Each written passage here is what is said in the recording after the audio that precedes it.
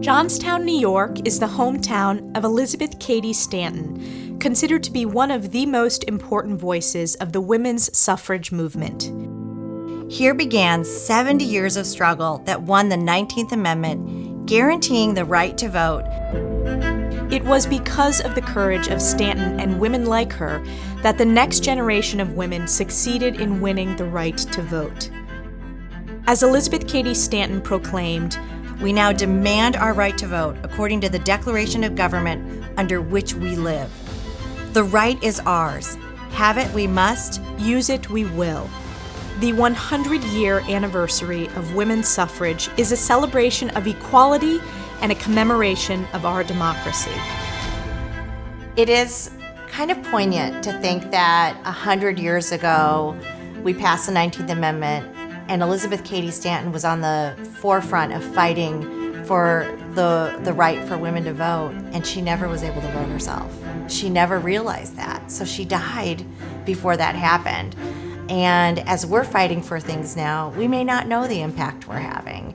We may not know the difference we're making 100 years from now, but hopefully it's leading to a place where America is better and that women are continuing to succeed and progress beyond our wildest dreams. And I think it's important as we turn out to vote this November 2020, 100 years since the 19th Amendment ratification and passage, that we remember as Republicans, it was the Republican Party that advocated and fought for women's suffrage. So this is something that as a Republican I'm incredibly proud of, and Republican voters and the American people should be proud of that, how integral the Republican Party was in terms of fighting for women's suffrage. Thinking about that when Joe Biden picked Kamala Harris. I'll pick a woman to be vice president. And he said, I'm bringing this woman on the ticket to appeal to women voters. And there's nothing about her policies that appeal to me as a suburban woman voter. And we got here because of our merit. It's not because he put a placeholder there and said it needs to be a woman to fill this spot.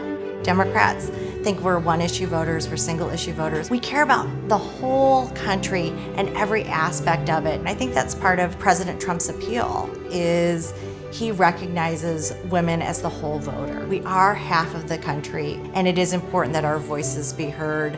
Treat me like the whole voter, and that's what I hope that I do as party chair. I know that's what you do in Congress. Absolutely. And I think about 100 years ago, Elizabeth Cady Stanton, Susan B. Anthony, who were fighting for women's right to vote. I feel just so honored to be able to live my version of the American dream.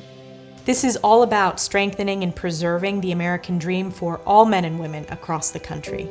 And I know when I go to vote this year, I'm going to think about Elizabeth Cady Stanton and Susan B. Anthony. 100 years later, I would love for women to put Donald Trump over the edge and help reelect him as president in 2020, 100 years after we passed the 19th Amendment.